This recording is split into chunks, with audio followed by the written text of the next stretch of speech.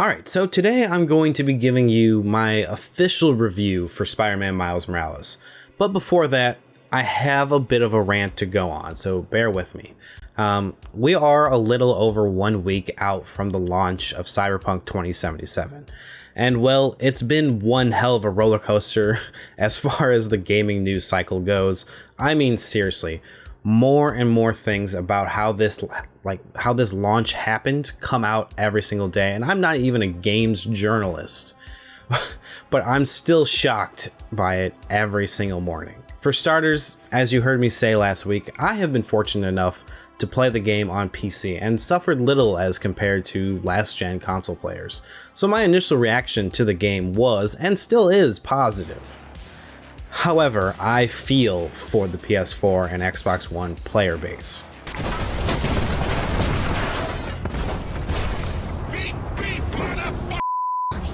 Did you see what happened? Something feels off here. You don't say. This may come off as, a bit of a tangent, but fuck it, whatever. Before I had the benefit of being able to play on PC, before I had the means to game and stream regularly, I worked multiple jobs at the same time just to make ends meet. And during that time period of my life, the game I was hyped for was GTA 5. And it was all I wanted after that second trailer came out for it. I mean, Rockstar promised us one hell of an experience, and I was sold.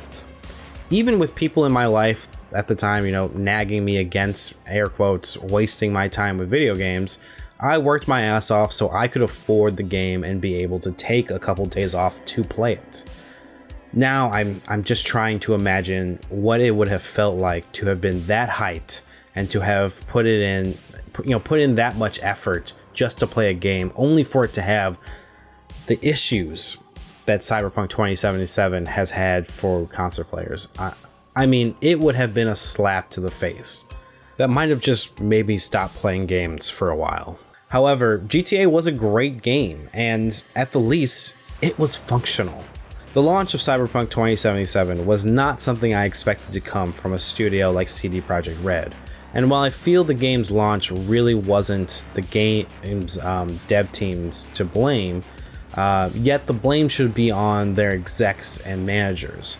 Their reputation has kind of, plummeted in my eyes, and many other gamers. I mean, from day one, the motto for this game was, it will come out when it's ready. And that's not what happened. They got greedy and pushed the game out so that they could make bonuses this year. They ignored the problems that were there just to fatten their wallets. Reports are coming in from the dev team that they are furious as well with management. And I can only imagine why. I mean, dealing with months of death threats only to have this shitty of a launch for a game they have been passionately making.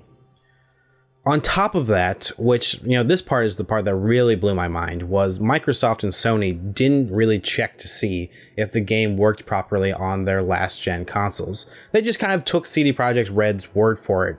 And in this current climate, last-gen, still is pretty much current, as not everyone was able to get their hands on a next-gen console. Now, this week, Sony did something pretty much unprecedented by removing the game from their digital store, which, by the way, it sounds was a move made by both Sony and CD Projekt Red together.